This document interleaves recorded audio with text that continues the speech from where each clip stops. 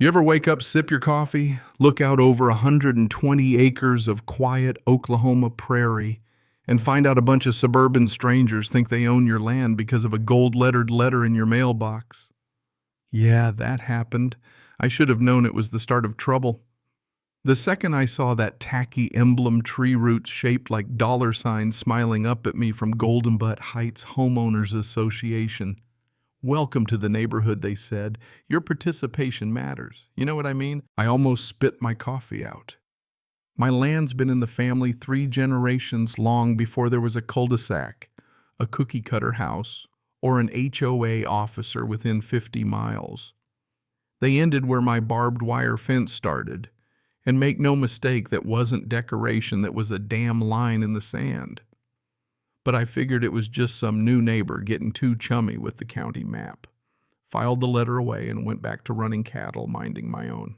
A couple weeks later, I get another letter, this one certified. Outstanding dues, $540 for shared perimeter maintenance. That got a real jaw clench out of me. My perimeter gets handled by me, my dogs, and a John Deere brush cutter, no volunteers needed. I scanned the letter, stuck it in a folder labeled HOA Idiocy, and ordered a couple more no trespassing signs and perimeter cameras just in case entitled also meant illiterate. Then comes the third letter, zoning infraction, unauthorized fence. That had me laughing so hard I nearly dropped my sandwich. They said my 8-foot barbed wire violated aesthetic guidelines and I'd need to submit architectural plans for their approval. Never mind, it was county code compliant and sat on private land. This time they attached a grainy drone photo circled in red, like I was some criminal mastermind. I filed a report with the sheriff for aerial surveillance. I wasn't about to let fake authority go unchecked. And then 2 days before I headed upstate to pick up feed, the fourth letter lands, final warning before enforcement. Legalese everywhere, threats of court property liens. And my favorite, a mandatory property assessment by a certified HOA compliance officer. According to them, if I didn't respond, they'd assume I agreed to visual inspection under provisional bylaws.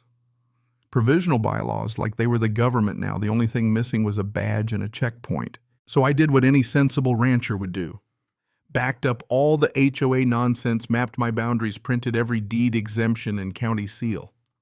Left it on my kitchen counter. Before I pulled out for feed, I checked the cameras, switched the sensors on, and let out my 3 Belgian Malinois best security money and years of training can buy. As I rolled onto the county road, I glanced back at the house, never realizing it'd be the last peaceful look I'd get for a while. See, while I was gone, the HOA decided to make their move. They watched me leave thanks to a little group chat I wasn't supposed to know about. And at 10:32 sharp, a green SUV pulled up at my east gate. 4 people got out: Karen Roderman, Queen of Golden Butte, Linda, her deputy, with the moral backbone of a soggy pretzel, and 2 volunteers too young or too dumb to know what was coming. Karen, all hairspray and helmet hair, went straight for the gate clipper, in hand bolt cutters ready, snipped my padlock, tucked it in her purse like a trophy, and strutted in. Linda followed, waving a tablet like she was on a field trip. The kids hesitated but got hustled in by Karen's monologue about liability zones. They shut the gate not to hide their tracks, but because Karen never leaves a stage mid-speech. That's when the show started. My security system switched from observe to active. The breach triggered alerts. The dogs clocked in for duty. Not barking, not charging, just circling, watching, like a low growl on the wind. The inspection squad bumbled around Karen, snapping photos. Linda poking at the dirt, one of the kids stepping in a pile of horse manure and shrieking like he'd hit a radioactive site. Then came the twist. At 11:06, the dogs moved in herding, not attacking. Karen screamed lost to heel, bolted zigzag through the pasture, clipboard flying. Linda flailed after her. The kids panicked and ran the wrong way, right into the irrigation ditch. Now at the edge of my lower field sits a concrete overflow basin. Gray water, only clearly marked "Do not enter." Of course, rules are only for other people when you're HOA royalty. Karen and Linda dove right in, rusted hatch and all. There was a splash, then silence.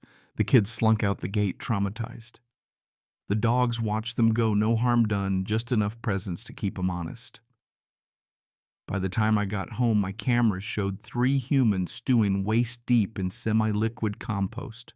No water, no cell reception, just the smell of bad decisions. When I found them the next evening, they looked like the losing team on a reality show, hair-matted shirts stained. Karen's voice a croak. You took your time.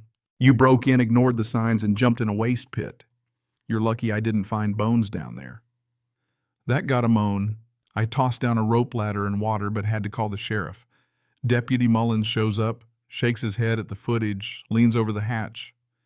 Mrs. Rodderman, you're under investigation for trespass and vandalism. Karen's still defiant. We were inspecting Mullins, just said. This isn't a cul-de-sac, ma'am. EMS came in hazmat suits. They got the HOA crew out, loaded them into ambulances. As they wheeled Karen away, she croaked, "This isn't over, Mr. Harper." I grinned. "You're right. It's just getting started." And it did. By Monday, code enforcement's on my doorstep, cameras in hand citing anonymous complaints, unsafe structures, dangerous animals, environmental violations. Let 'em in. Showed them everything kennels cleaner than any restaurant fences, legal and posted. By the end, the inspector actually apologized. Expect a letter of clearance. I handed them a flash drive footage for their records. Thursday, a lawsuit arrives. Karen's suing me for psychological trauma and hazardous conditions. Her lawyers claim the dogs hunted her. Linda couldn't sleep without smelling ammonia. There's even a restraining order request against me and my agents, meaning my dogs. I called my lawyer Daniel, former AG's office, cowboy boots and all. He snorted, "Let's bury them." We countersued trespass, vandalism, fraud. Court day judge listens to Karen's lawyer drone on, then holds up a hand. "Is this property in the HOA?" "No, Your Honor." "But then you have no standing.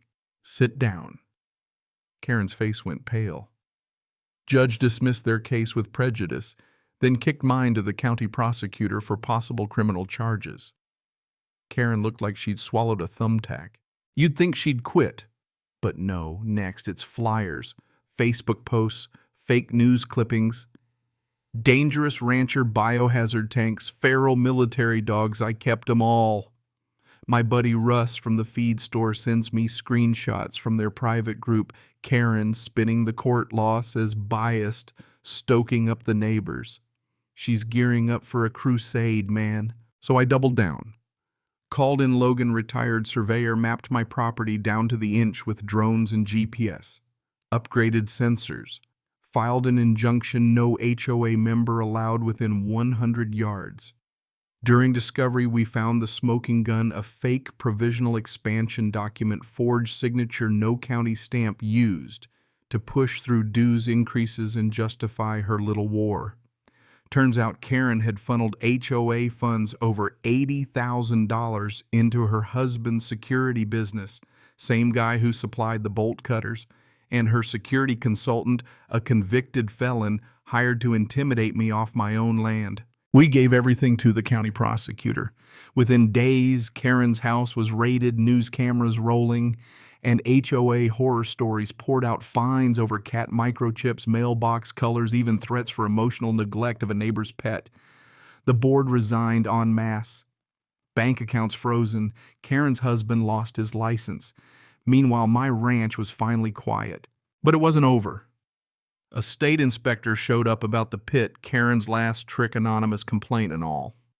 I let him in, lawyer on speaker, cameras rolling. He poked scribbled left, sheepish. Complaint closed in 72 hours. But Daniel added malicious reporting to Karen's charges. Then the real fallout began. County auditors uncovered nearly $300,000 misused during Karen's reign, fake invoices, drone purchases, even paying her niece for watercolors. The clincher, Karen had tried to rezone my land by forging my signature. Within 48 hours, she was arrested again. That was it for the HOA.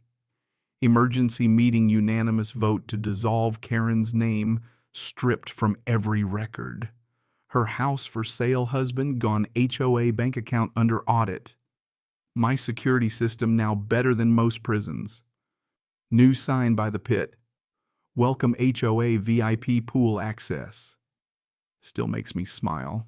Karen tried one last swing state complaint, more flyers. Didn't stick. She pled out. Got probation, massive fines, and became a cautionary tale for HOAs statewide. My dogs, Sasha, Duke, and Ranger, now certified K9 Guardians, local celebrities. The pit, now a historic landmark. Folks come from counties away for a selfie. I started a guest book. You wouldn't believe the stories. 6 months on my lands at peace.